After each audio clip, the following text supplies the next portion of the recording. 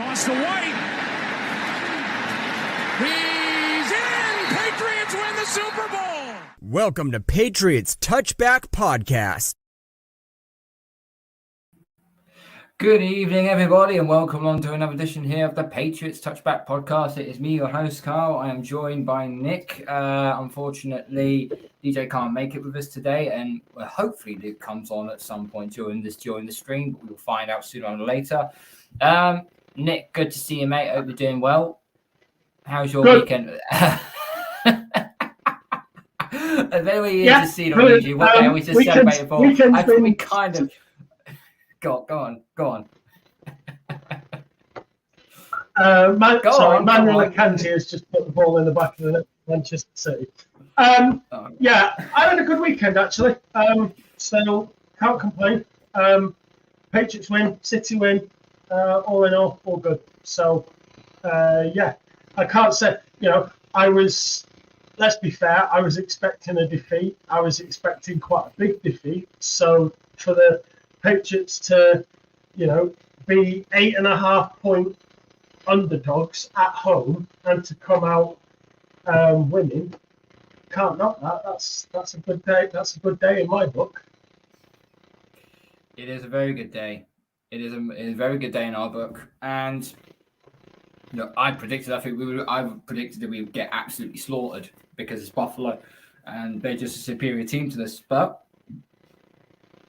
It was a relatively good start for New England, shall we say. They started their first drive. It ended up being a field goal. Really, really good play there. It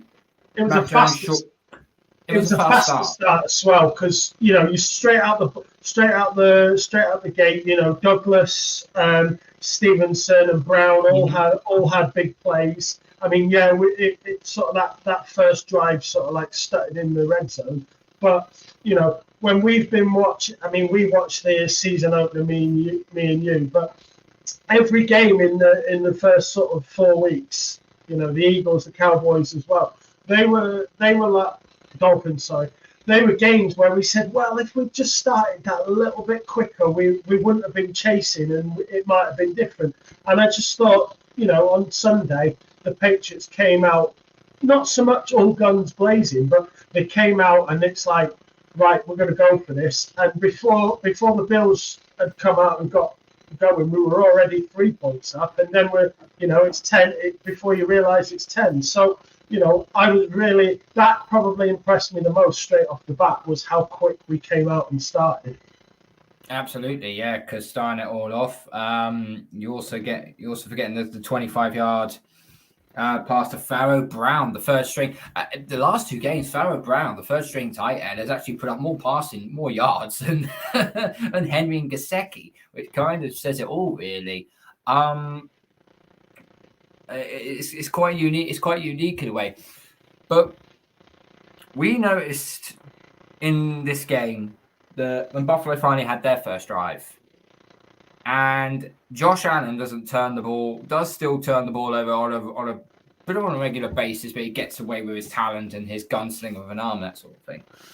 A disastrous interception by him, picked up by Jabril Peppers again, the psychopath, who sent Devontae Adams to the shadow realm last week. This coming week got the interception he needed, and New England marched down the field for their first touchdown of the game, which was a good running.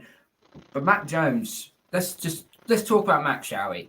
Now, we spoke about how he's shot of confidence, or is he not good enough anymore on this team, this, that, and the other. Mac Jones in this game, 25 of 30, 272 yards passing, 2 touchdowns, didn't turn the ball over once, and a passer rating of 126. Could you tell me the last time he played that sort of game? I'll only give you one clue, and it was in his rookie season.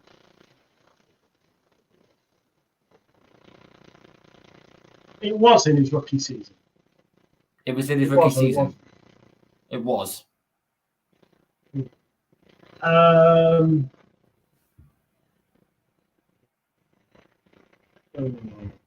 I will go with the Dolphins at home in his rookie season. Well, you got the home game right, but you didn't get the team right. It was Jacksonville. Right, okay. It was Jacksonville. I was close. I got the right state. I was in the right state. I was in the right state. I was close enough. No, no, sorry. I mean, to be fair, I mean, it was Mac's first touchdown. Let me get what's the expression? Yeah, it was his first game-winning touchdown drive of his career this week. How has he not had a touchdown-winning drive before now? When I read that stat, I was amazed because I was like, no, that can't be right. And when you realise who gives up, it's like, oh, actually, yeah, because he hasn't been sort of like that kind of clutch player that you've needed, but he was this weekend. So I think the Bill O'Brien effect is starting to seep through. I think it's starting to sort of take. I mean, you say about the catch that Brown made, and it just seems that everything's a bit more solid and a bit more fluid on the O-line now. And I wonder whether we're going to strip everything back. We're going to start over. I'm wondering whether we're starting to see those effects. But how many times have we talked about, especially as the NFL changes and the training camp protocols change? How many times have we said that the first 4 weeks of the Patriots season is always like still half a training camp as the Patriots start to warm up, and you don't really see the best of the Patriots till the sort of mid-October. We get into mid-October, and we've had a disastrous 6 weeks. But if this, I'm not saying one game makes a season, because we've had 6 weeks of some really bad performances. But and I'm also not saying that we're going to run the table and win everything. But I think this provides you with a platform to build on, which essentially is what you want. If you can see improvement week by week, that's all we want to see. I mean, I realise going down to Miami this coming week is not going to be easy, but maybe we'll see.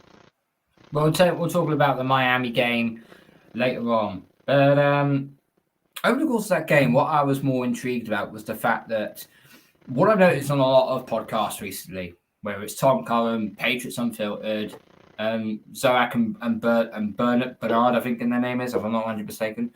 They're all praising Mac Jones. They're all praising how well Demario Douglas did, and he did do really well. And Kendrick Bourne did really, really well as well. No one is talking about the offensive line, because they always still think the offensive line is the problem. We have seen the right tackle get moved dozens and dozens of times this season. It's done our head in. So what has happened now? They moved Michael Onwenu from right guard to right tackle. They put Sidney So, the rookie, in at right guard, and Cole Strange come back into left guard after an injury. So your starting lineup on the line was Trent Brown left tackle, who again, another amazing game. I think that's his third game now in a row where he's actually looked now the old Trent Brown that we know what he's used to. Cole Strange, David Andrews, Sidney So at right guard, and Michael Onwenu at right tackle. Mac Jones had a slightly more time, not too much time, but slightly more time in the pocket to process the reading, get that ball out quickly. We always say about Mac Jones needs a little bit of time with a good offensive line so he can go through his reads and get that ball out. He can get that ball out really quickly, but only if the offensive line does its job. They gave up 1 sack all game. 1 sack. A damn sight better than what we've had in previous weeks.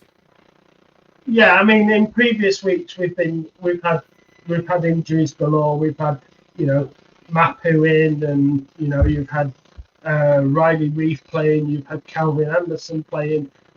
Strange has been out for multiple weeks. So when you've been playing at right guard, excuse me, Trent Brown's been missing a couple of weeks. So we have had some serious issues on the offensive line, but I think that kind of leads me into a point regarding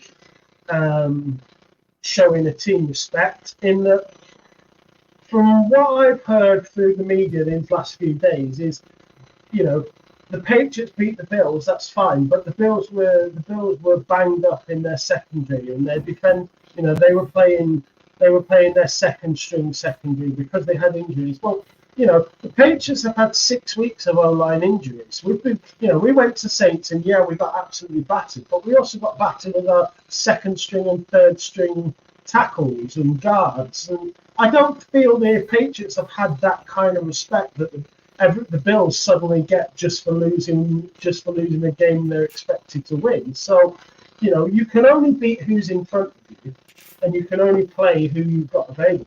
But that works both ways for both teams. Yeah, it does anyway. Yeah, but look at ours. I mean, our secondary was depleted at the start of the season. Marcus Jones out now for the rest of the season with torn labrum. Christian Gonzalez goes out with a shoulder injury. He's now done. Jack Jones was still on IR at the start of the season. We only saw him, I think, in last week against the Raiders. So if you look at our corner depth, it's been absolutely destroyed. We had to rely on JC Jackson, who come back and has actually performed really. We'll talk a little bit about JC Jackson later on, because he performed. The 3 games he's come in, he has been outstanding. That's the old JC Jackson. Sorry, Chargers, but all he wanted was more money, and he come back to us to do the job. Thank you very much. But we were left with sort of like the likes of Sean Wade or like with Miles Bryant, who is basically the equivalent of finding blood in my urine. He's that shit. He's that terrible. I don't like Miles Bryant. But with Jack Jones returning, it was a good sign again, because again, another great performance, and he was in charge of shutting down Stephon Diggs, and so JC Jackson as well.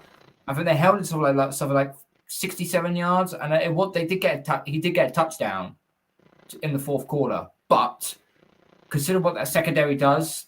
They done amazingly well. Now, the running game, they stopped them really well. Christian Barmore, Darren Godchaux, they went rogue on that Buffalo offensive line. They played smash mouth football, and that is the first time I got to see them properly go at it. And they look good. They look very, very good. Pass rush, I'm going to say it again. Without Matt Judon, this pass rush is inept. I don't think we can get to the quarterback. I mean, Barmore was rated our highest pass rusher. And I thought Barmore had a great game. You talk about JC Jackson coming in. Jonathan Jones returning from injury was also Jones, yeah, sorry.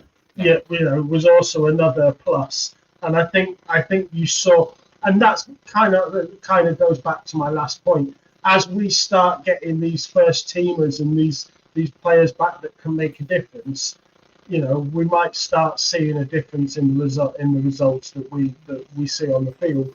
But no, Barmore had a great game. You said at the beginning about how we look much better with the Owenu out at right tackle. And I did think that the icing of Parker, obviously he made that drop last week that he said he barely touched his fingers and it actually fell out of his hand. The icing of Parker meant that Demario Pop Douglas got to pop a bit more, and I felt he had a good game. He was constant in his being available and moving the ball forward, gaining yards. So, we beat a very good team because the players that we put out there put in the performance. And I think we've just got to hope that we put a run together and we start seeing those performances on a regular basis. Yeah, absolutely. There was a little stat which JC Jackson, I believe, had on here. Let me just try and find it. Here we go. So JC Jackson since we joined the Patriots, okay? So against Devontae Adams, which was against the Raiders, 2 catches for 27 yards, and he tackled 4 times. Against Chris Olave for the Saints, 1 catch, 13 yards, 1 tackle. And then in the recent game against the Buffalo Bills, it was against Stephon Diggs, 3 catches, 36 yards, 1 pass breakup, and 5 tackles. In his 3 games back in New England, Jackson has been targeted 18 times while only giving up a total of 6 catches with 76 yards, along with 1 touchdown. Many people were worried about the secondary after Christian Gonzalez's season-ending injury, and with good reason, but it now looks like the former Chargers corner has filled that void. You look at what he's done so far, and it does look like this is the JC Jackson we had at the Patriots, but before he went to the Chargers. This was the guy I wanted to desperately. If we gave him the bag, he probably would have been my next road jersey, because this guy is a lost shutdown corner. He's a ball hawk, and he will go after anyone. And that makes it. I throw you the question out actually. So JC Jackson only has 1 year on the contract. Okay. So let's just say you look at our corner depth right now. So let's just say you've got Christian Gonzalez, you've got Jack Jones, you've got Jonathan Jones, you've got Marcus Jones, and then obviously you've got either one of Sean Wayne or Miles Bryant. If New England decide to go to JC into the season and try and restructure the contract, maybe get another year out of him, do you generally think that we probably could have one of the best secondaries in the NFL? Because all of them are dogs.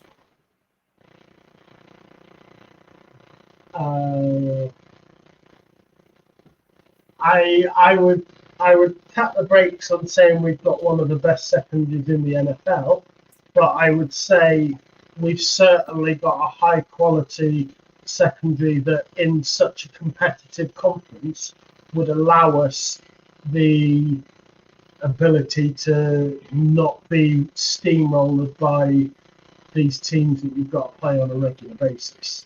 You know, there is no doubt and there is no hiding that the AFC is the mountain to climb. You know, and when you look at the fact that like the Chargers have to face the Chiefs, you know, two times a year. You know, we've got to face not only the Bills twice a year, but we've got to face the Dolphins twice a year as well. You know, it's tough. And you need to be able to go toe to toe with the teams in your division. Now, you know, Tyreek Hill down in Miami, he's so hard. If you can face him, but don't let him turn you, because in a foot race you're gonna lose, and you've got to keep him in front. You've got to keep him in front of you. Now, I don't know whether this weekend that JC Jackson will be up against Tyreek Hill. I don't think that's going to be a great matchup, because I don't think JC Jackson can match Hill for speed. No one can. But JC Jackson's probably solid enough and is clever enough in the head to be able to keep Tyreek in front of him, and sort of like if you can just prevent Tyreek from turning on the afterburners, you might get some luck. Same with Stephon Diggs this week. Really, they mastered him and kept him tied down. So, going back to your question, I don't think we've got one of the best secondaries in the NFL, but I do think we have a secondary that is built purposely to be able to fight what we have to face on a regular basis. Yeah, no, I agree. I agree with that as well. Let's take a look at the receivers this year. So obviously our best receiver on the day, Kendrick Bourne. 6 receptions, 63 yards and a touchdown as well. It looks primarily now that Kendrick Bourne is our number 1 receiver. And he's not really a number 1 receiver, but the way he played against the Bills on Sunday was actually a really, really good display. And guess what? Demario Douglas finally got let off the leash. Yes, he only had 4 catches for 54 yards. But the dude was getting open. Every time I was watching Demario Douglas like a hawk. Every route he was running, he was getting separation. And Mac was feeding him the ball. And I think that's what you need to start doing now.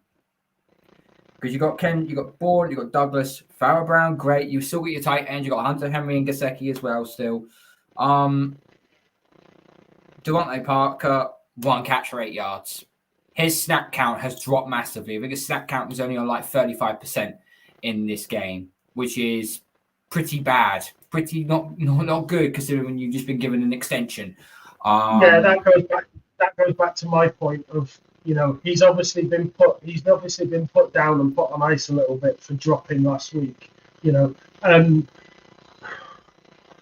I think the less of Parker we see and the more of Douglas we see, the better the Patriots are. I realise we've just given Parker a contract and a better deal, but I don't think it's not one of these deals that ties in and we can't move on through. It's one of these. It's a win-win deal, but if Parker's going to drop things and not do it, and that allows Douglas to play more, then all for it. Douglas is kind of like what we were expecting Thornton to be last year, and that's nice to see because it just gives you that chance and that optimism that yes, you can see the way the team's going to win. Yeah, absolutely. No, absolutely. Jalen Rager, ex Philadelphia Eagles receiver, 1 catch for 11 yards as well on the day as well. The running game. Let's talk a bit about the running game, shall we? Because if you look at the averages, it doesn't sound great. So Ramondre Stevenson averaged just under 4 yards a carry. Ezekiel Elliott just under 3 yards a carry. 31 yards. They only did 24 runs throughout the entirety of the game. They passed for 25. So it was split 50-50. It wasn't very run heavy. It was more sort of a split between the two. But when Ramondre got open and finally got some lanes to run in, you could tell that the running game was finally there at long last. And that might have something to do with not having Von Miller for the Bills as your edge rusher, not having Matt Milano, because unfortunately you play on a shitty turf in London. But at the end of the day, the running game was very, very good. Ezekiel Elliott is primarily now being used now, in my reason, for red zones. He's using Stevenson for the main running power, and then when it gets to the red zone, then you need the second punch. And I think that's where Ezekiel Elliott comes in. I think Elliott has done all right so far as I'm concerned. But I would say there's still a bit more to do in the running game. I'm still waiting to see Ramondre or Ezekiel Elliott churn up a 100-yard game. I'm still waiting to see that. Will we this season? I'm not 100% sure. But, the running game looked good, and that's all thanks to the offensive line again. And it all starts with the guards. It all starts with Cole Strange at left guard, and it all starts with Sidney Sir at right guard, because those are predominantly the guys that have to open up the lanes for the running game. And I think they've done a real solid job helping Stevenson and Ezekiel Elliott in that region. Yeah, we talked about when we signed Elliott and how Elliott is not the man he was 2 years ago, 3 years ago, but we weren't signing him to be that kind of guy. We were signing him to take some of the hits off Stevenson and let Elliott take those big hits in those short games where you need 3 yards, and you're close to the end, and you need those big hits are going to come out as they know you're going to try and run through the wall. That's what we signed Elliott for, and that's what he's been doing. He's there to take the pressure off Stevenson and not make sure Stevenson doesn't take too many hits. And to be honest, that's what he's been doing. I think he's been growing in stature. He hasn't torn up any trees, but I don't think we expected him to. But everything went together this week. Everything worked, and even when the Bills took the lead, and it was like, I was like, maybe it wasn't meant to be, but I was still so impressed that we'd been playing much better that I thought there's a chance here we could at least get the field goal that would take us to overtime. No, absolutely. Even special teams did well as well. Chad Ryland, our rookie kicker. Now he's been suffering for pretty much most of the season with the probability of kicking the ball wide left in 4 out of 8 of his kicks. This time he was absolutely spot on. 3 for 3 for field goals, as long as with 49 yards, 2 extra points converted. It was a windy day as well, so that's enough to test anyone. But he seems to bring out the old Maryland juice, because that's where he played at college at Maryland. And he nailed his extra points as well. Defensively, there wasn't really a lot to write home about. Okay, obviously Christian Barmore got the sack, as you already said, but tackles for loss and so on. I don't know. It just looked like this was a game of offense in which defense was able to hold down the small amount. And again, we go back to turnovers. And this time we won. Okay, Mac didn't turn the ball over, but the Patriots still turned the ball over. What I noticed was this, okay? Watching that game, Josh Allen, okay, he's a very good quarterback. On his day, he is a very, very good quarterback. But the Bills rely so much on him to do absolutely everything. But now teams have clocked onto the fact, okay, you can't, if you do this and this and this and this, you're going to absolutely exploit us. So the 2 things that New England were able to do really successfully: don't let him throw the deep ball, and don't let him scramble. Keep him in the pocket. If you keep Josh Allen in the pocket, he becomes, that's very disrespectful when you say he becomes Nathan Peterman, but he becomes a bog standard quarterback in the NFL if he just sits in the pocket, because he's got the arm talent, he's got the strength in his arm, but all the damage he does is rolling out and running and scrambling and then throwing on the run. That's who he is. And the way that Belichick was able to have a really good game plan and minimize anything Josh Allen did, I think that Belichick deserves a pat on the back for that. Yeah, I mean, like you said, a lot of teams are starting to cotton onto this, that Allen tries to do too much. I think there's times when it all works for the Bills and they score early and whatever, and the game progresses how they like it, and he's not needed to do something special. He looks like this amazing quarterback that everyone says he is. But when it goes wrong and the Bills are losing, or they need to do something, it's almost as if he has to be the one, and it's these big plays, and it's like he has to win the game himself.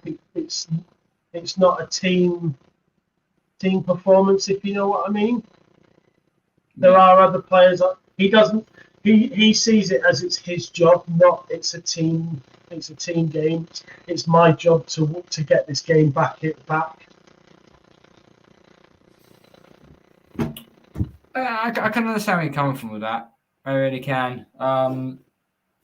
But New England, second win this season, and it's against a very unlikely team. I think we were all predicted that we would lose because the Bills are just a better team. But we now sit at 2-5. Is it false hope? Is it false hope now that we're looking at here, or do you think that maybe this is something that you can build off? Because I think now we're back to the same crossroads of what we was with the Raiders. If we beat the Raiders, I think our season's not quite over and done with. I think if we lost, I think we'll still fight it. We're still on fumes here. But beating the Bills, now we move into the game against Miami. Now, according to reports, it looks like Jalen Waddle has got a bit of a back issue. How significant it is, I do not know. But we know for a fact, we as Patriots fans, we've seen Tyreek Hill come up against us numerous amount of times, especially when he's played at Kansas City. And what has Belichick done very, very well, better than anybody else? How to minimize Tyreek Hill in his play. If Jalen Waddle is out injured, then the plan for Tyreek Hill will be simple. As you already pointed out, you've got to keep Tyreek Hill in front of you at all times. and just let him stand on the spot and not let him juke you, or you do what we did back in the old time when we had Brady, and that was you put your best corner on him, whether it's JC Jackson or Jack Jones, and you stick a safety over the top, whether that is Kyle Duggar or whether that's Jabril Peppers. You double team Tyreek, you let Tua Tagovailoa throw to Cedric Wilson, and you let him throw the tight ends. New England's other job as well in this game would be to stop the running game. Raheem Mostert absolutely killed us in week 2. Yeah. And New England are going to need to find a big way of stopping them. Now, what I do know as well, their entire left-hand side of the offensive line is completely decimated. They're playing with a backup left guard, and a backup center. So that's not great when it comes to the running game. It's not great for pass protection either, but Tua's left-handed. It's not his blind side. So, but even still, he is going to have to run for his up. And I think New England have got to put pressure on Tua in this, because he is primarily a pocket. He is like Mac in a way. He is a pocket passer. You get him off his spot, he shits himself, and then he's back, and we could have another problem on our on the Dolphins' hands here. But the Dolphins are coming off a bad loss against the Eagles. They play the Pats this coming Sunday, and then next week they're in Germany facing Kansas City. They can't go into that Kansas City game 2 losses on the spin, because it would really put. I would say it will put the conference up in problems, because I generally think the Dolphins will still win the AFC East. After that, they were my pick of the AFC East anyway. But it would have a problem going further forwards, because it seems like they're struggling now to beat good teams. Sorry, that's a lie there. Trying to beat elite teams. They could beat good teams, but when it comes to beating elite teams, they seem to fall short. And I'm not quite 100% sure why. When we go back to week 2, we only lost by 1 score to the Dolphins. And that was when the offensive line was absolutely shocking. No running game, and we couldn't pass protect. Slow start. It's a very slow start as well, and we turned the ball over too early as well. Are we now looking at this Patriots team to say we have to play near enough perfect games to even have a sniff of winning games now, especially against these bigger teams? I think, well, the Patriots certainly need to play more games like they played on Sunday. We need to see more top shelf performances from everybody. We need to see more consistency. You're right in that Miami are struggling down their left offensive line. Their center Williams might be back this week, so but I don't. They would still have backup at left guard, backup at left tackle. If Barmore has the kind of influence that he had rushing this week, then maybe we get some luck. I think, we never perform well going down to Miami. That's something to keep in the back of the mind. But then again, we quite often go to Miami earlier in the year. I don't know. I think the fact that they might have Howard back, that Ramsey might be back. I don't think Ramsey's back. I think he won't be back till like November time. I think he's come off IR. He could be active this week. He's got a 21-day window. Yeah. So I'm not expecting miracles. I don't expect a Miami miracle. But what I would like to see is some consistency. I would like to see that performance that we saw in the week. I would like to see that repeated, and for us to fight and be competitive and not get blown away.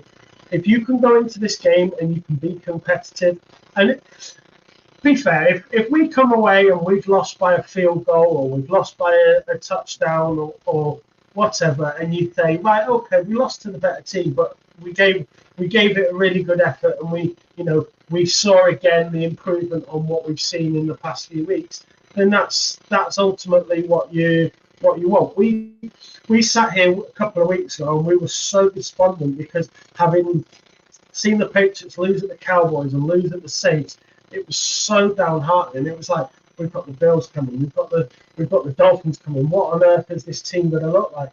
And they've just, the Patriots have fired some, they've given everybody that little bit of belief, that little bit of fire in their belly that, let's turn that little ember into a nice roaring fire. Let's go and let's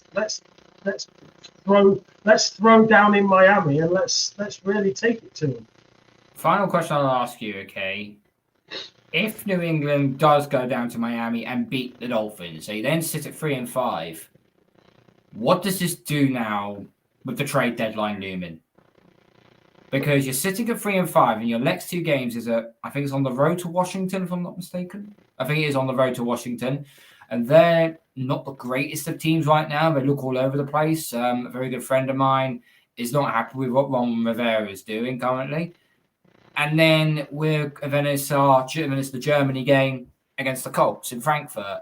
If New England go and beat the Dolphins, go 3-5, there is an opportunity then for New England to say, well, we're not dead and buried just yet.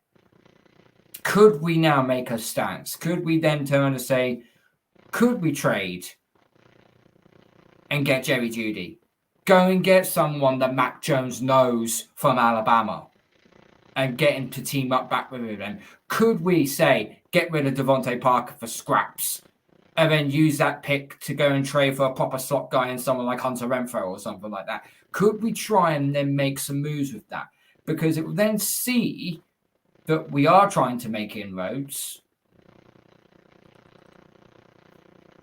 But it all depends because, as I said, we're at a crossroads here. And if we do end up losing to the Dolphins, look, I think you and me are probably predicting that we are going to lose to the Dolphins.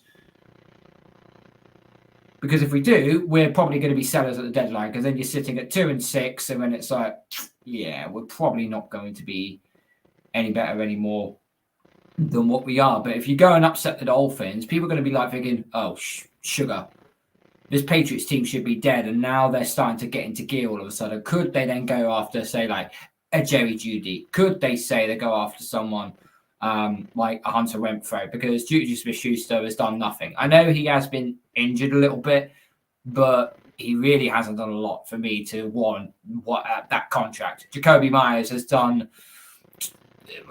10 times more than what Juju Smith-Schuster's done so far this season. Yeah, I mean, I've mentioned it tonight. I said it last week. For the Patriots to have success this year, you would have to run the table. I don't expect us to do that. And if you're not going to qualify for the playoffs and you're not going to get anywhere, then what is the point? So even if we were to win this weekend and be at 3-5, I can't see us making it out of our division.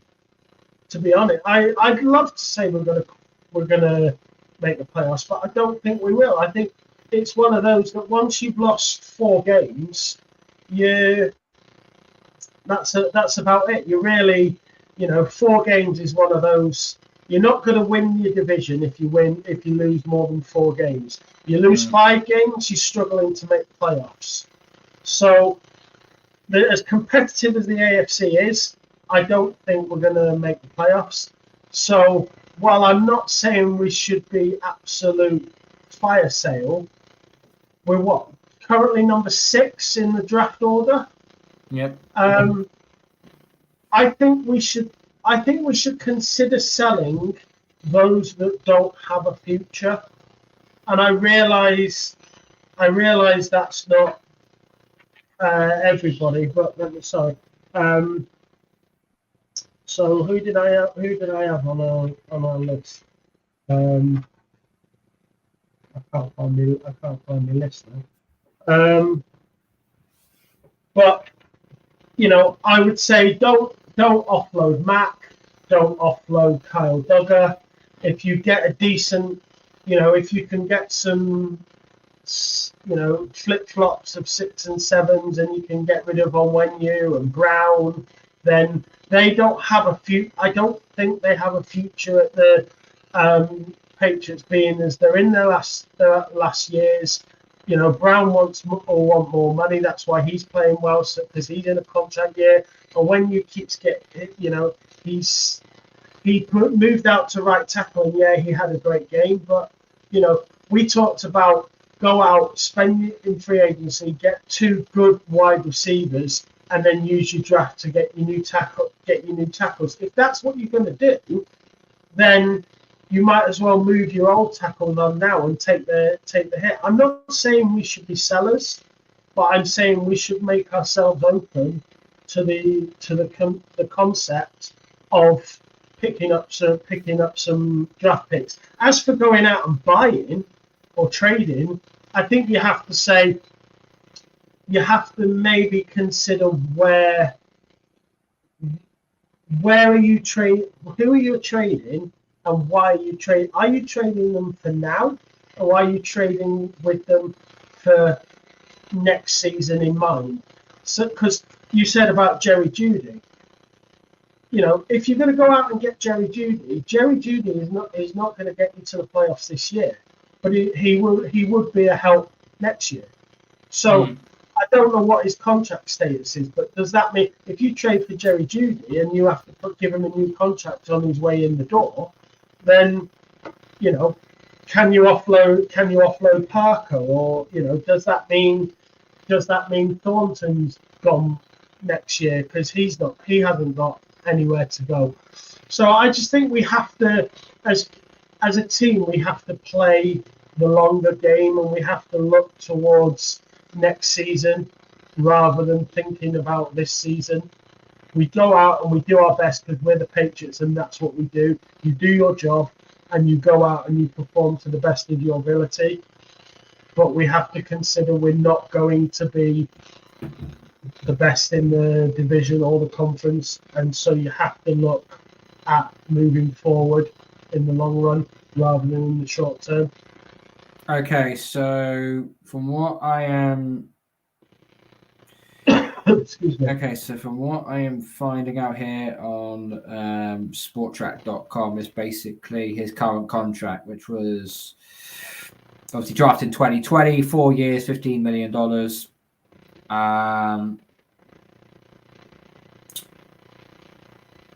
I'm still trying his yearly cash so far. Right, so if they drafted him in 2020, if they took his 5th-year option, he's got 1 year left. They have. They've took his 5th-year option, but that is fully guaranteed. Yeah, so you could in theory draft Jerry Jeudy this year, and you would get the rest of this year, and you would get 2 years. You would have him for 2 years, because you would have him for 24 and 25. You know, and you just turn down to him and say, right, you know, you've got 2 years to earn yourself a new contract. Go for it. Show us what you can do. Show us what you got. Also, you've been bringing in one wide receiver that Mac Jones used to have at Alabama is not going to be the be all and end all to solve our problems. You know, like we both said the other week, you know, you've got Mike Evans sitting there in free agency. You've got 100 million. You've got T. Higgins sitting there. Go and get those guys that are going to make the difference. If they're going to do it, if we're say we're too far down the draft board and we're not going to get, say, I don't know, like a Marvin Harris out because he's the best wide receiver going out the draft right now out of Ohio State, would you then say for free agency you go after Mike Evans or a T. Higgins, or do you go after both and then you fob off Juju Smith-Schuster, you fob off Devontae Parker? You've already got your ex receiver then to replace Devontae Parker in Mike Evans. T. Higgins, you know, he can be a number 1, but he is a number 2 in all but name at the Bengals because he's behind Jamar Chase. And then you can add Kendrick Bourne stays on. You still got Demario Douglas that stays on. You look at the receiving core then with those 4 there, plus if New England could strengthen the tight end position a bit, because I don't think Henry's going to be there next year. I don't believe. I think he's gone. you are going to have to draft a decent tight end, or you're going to have to try and trade for, or you're going to have to try and get one in free agency. But tight ends are like magic unicorns. There's only a few of them out there that are actually so damn good, and the rest are all middle of the park.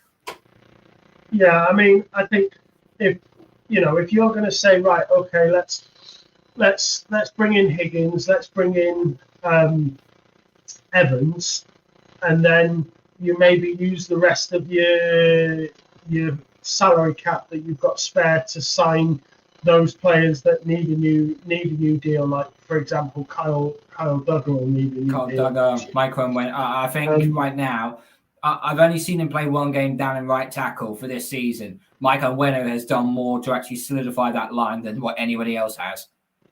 And I know Belichick doesn't pay tackles, but you're in a day and age now where you have to keep your quarterback on its feet.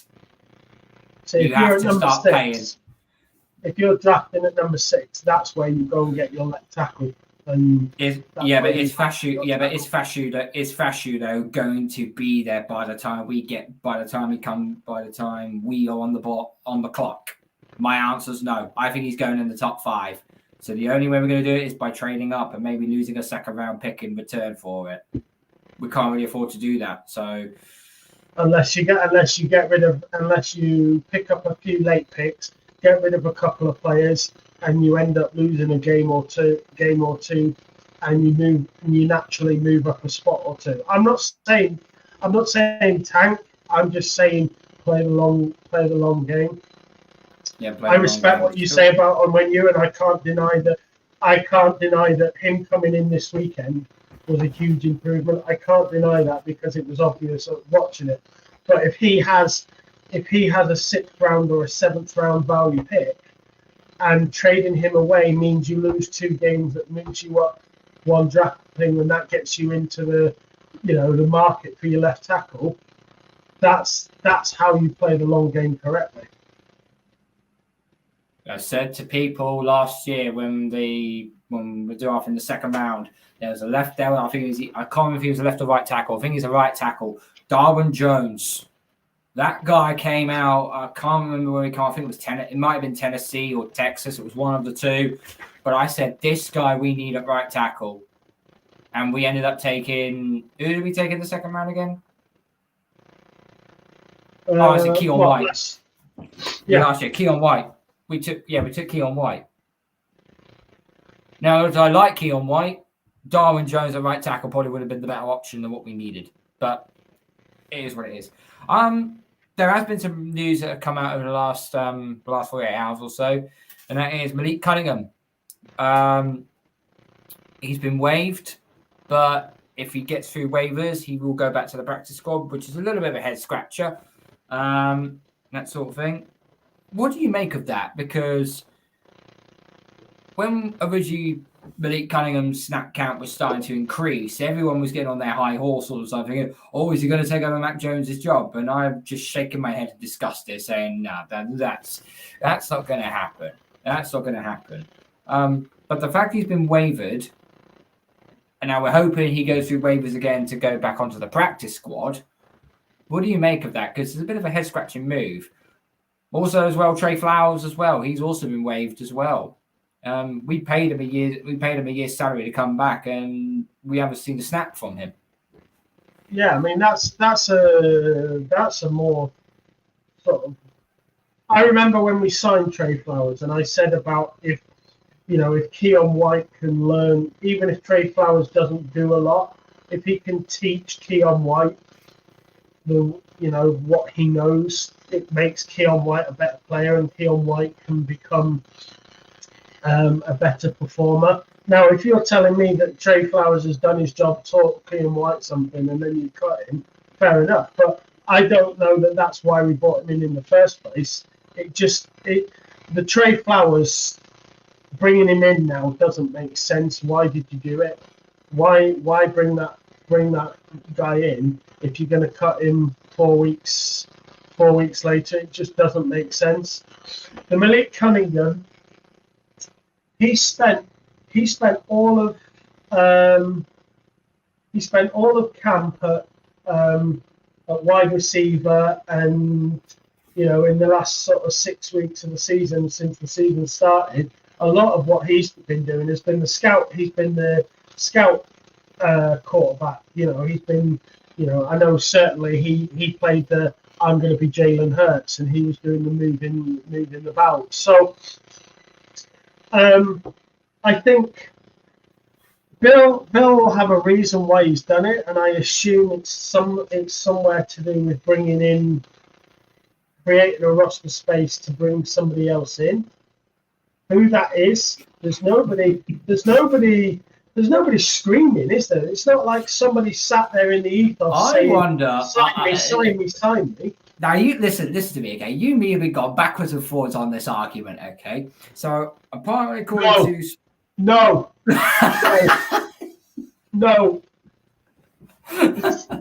Listen to me, okay? So obviously the Tennessee Titans are in the middle of a fight. They're going to be a fire sale, okay? They're going to trade Derrick Henry away, and it looks like they're going to try and trade DeAndre Hopkins away. But apparently I'm hearing reports that no one is biting on Hopkins' trade. No one is biting. So if he gets released, then what do you do? Because then you have a possible roster spot there. Then what do you do? Really? Really? I don't think what has he done at the Titans? The reason they're willing to trade him away is because he hasn't been performing. He hasn't done what they brought him in to do. I'm not surprised when you got Ryan Tannehill. I'm not surprised when you got Ryan Tannehill throwing in the ball. Well, that's not my fault. But they brought him in. They brought him in to do a job, and he hasn't done the job. So that's not exactly a great selling point. DeAndre Hopkins has had his day. The dog has had his day. Let him sit there in the corner as a nice old dog and occasionally rub his head and tell him he's a good boy. But the fact is, he's done. He's not what he used to be. And signing him is a waste of money. Simple. I'm quite happy to bat this to and fro with you all the time, but doesn't mean I'm changing what my opinion, because there's no point. He is not what he used to be, and anybody who signs him is not getting who they think they're getting. Now, Derrick Henry, I'm surprised no one's going for him. Oh no! Someone is going to go. There was some. I have a good suspicious feeling he's going to go to Baltimore, if I'm not mistaken. Put Derrick Henry with Lamar. Put it with Derrick Henry with Lamar Jackson. Jesus, that's deadly. But anyway, Aaron, one last thing we do before we get on out of it. Mr. Belichick quietly in the off season signed a new contract. It's a multi-year lucrative contract. Every contract.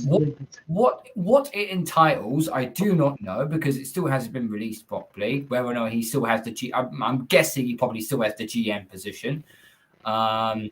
Even though my good friend Babs on the mic, who is an absolute moron, has been saying, no, Matt Gruhl has been the de facto GM. I goes, yeah, but who makes the final decision? Belichick. Right, so he's the GM then. Shut the hell up. But what did you make of it? Because I didn't know if this was Belichick strong-arming Robert Kraft.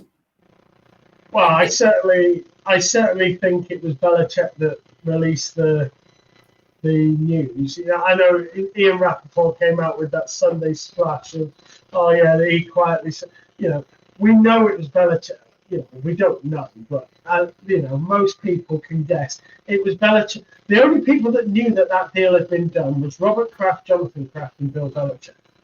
Bill Belichick released that news because he wanted to cut the head off the snake and stop all this talk of him being fired and talk of quitting and being moved out sideways, and he wanted to stop all that because he wanted his team to focus on what he wanted. He wanted these players that he's supposedly going to be looking at to bring in to know that he's going to be there. You know, he wanted to remind everybody that he is the big dog. He rules that yard, and there is no cleaner way to do it than to say, "Oh yeah, by the way, I got a new contract." Now, multi-year means he got more than one. Every contract is lucrative. The word lucrative is basically a bland word because every contract in the NFL is lucrative, especially a Bill Belichick contract when he's probably earning the best part of 25 million anyway before he signed a new one. So every contract is lucrative. Multi-year just means more than one. And let's be honest, Robert Kraft's got enough money that if Bill Belichick is as bad as he has been, he could probably pay any buyout and not worry anyway. I sat here the other week and I said it was time for Bill to go, and I can't hide that. And beating the Bills at home does not mean that you've solved all the problems. There are some deep-rooted issues in that Patriots franchise that need to be solved, and if we don't solve them, whether it's GM Bill, whether it's Coach Bill, whether it's Kraft, so they need sorting, and until we sort those out, we are going to be on a hiding. So if this lucrative multi-year deal means that it solves some problems, great, brilliant. But let's see those problems get solved. Let's see an improvement. Well, yeah, I mean, these problems need to be improved. I mean, defensively, I mean, maybe a pass rush, maybe another defensive tackle. I generally think that they do have in the draft and free agency, they just have to focus on offense because this has been our Achilles heel. Sort out the O-line, give Mac time, give plenty of time in the pocket, and go and get a couple of receivers that can A, get separation, and B, we know what they could be capable of in the NFL. We keep screaming for Mike Evans, T. Higgins, and so on. I think there are going to be other receivers that are going to be out there as well. You know, I mean, there could be an opportunity where Stephon Diggs may all of a sudden become maybe wanted and so on, but we'll see. But regarding the contract itself, look, does he deserve his new contract? For me personally, for what he's done in New England, you kind of think that he does, but at the same time, it's the NFL is not what you have done, it's what have you done for me lately. And since Brady left, Belichick is an under 500 head coach. Let's call a spade. And most coaches with that, they'll get fired on the spot. If that after this season, no, that's it, you're done. But and that's one of the questions we've always asked: how much rope does 6 Super Bowls buy you? How much safety rope does it buy you? And I reckon he has to be on at least Super Bowl number 4 or 5 at the moment. He has to have. He's probably used the rope of at least 4 of them. I think so. Well, and also 2 as a DC for the Giants back in the day as well. So guess what? You know, he's got that in his arsenal as well. But anyway, we're going to get on out of it, guys. Obviously, this coming week, away to the Dolphins. Just a quick prediction, mate. What are we going for here? I'm going to start off, and I'm probably going to say we played competitive, but I think we fall short. I'm going to say 28-24 Dolphins. I was going to go with something similar, although slightly less. I was going to go 24-17. Mm-hmm. I reckon. A common NFL score. Yeah, I feel there's some points to be gained, but again, I think our chances all depend on how fast we are out of the blocks. We cannot afford a slow start. Do you know what I would do? I wouldn't defer. If we won the coin toss, I'd say, no, we'll have the ball first. I'd want to start straight off the bat. I would want the ball. I want to start straight off the bat. Get him down there, get a touchdown, put Tua under pressure. Let's see what he can do then. But we'll find out on Sunday. Nick, as always, thank you so much. Just one last thing before we get out of it. 25th of October, 2 weeks Friday. That's all I'm going to say. 2 weeks Friday. Yeah. That's all we're away now. We're away from the game, from our first ever meetup in, well, ever. So the whole crew will be with us as well. We possibly might be doing a show on the Saturday as well if we can get our equipment over. We'll just have to see. But we'll keep you updated with that. But for now, guys, thank you so much for watching the Patriots Touchback podcast. Please make sure you're smashing the like button on the video. You're hitting the subscribe button when you're at it. Tell all your friends. We will get a second win. And New England are not dead and buried just yet. Good night, people.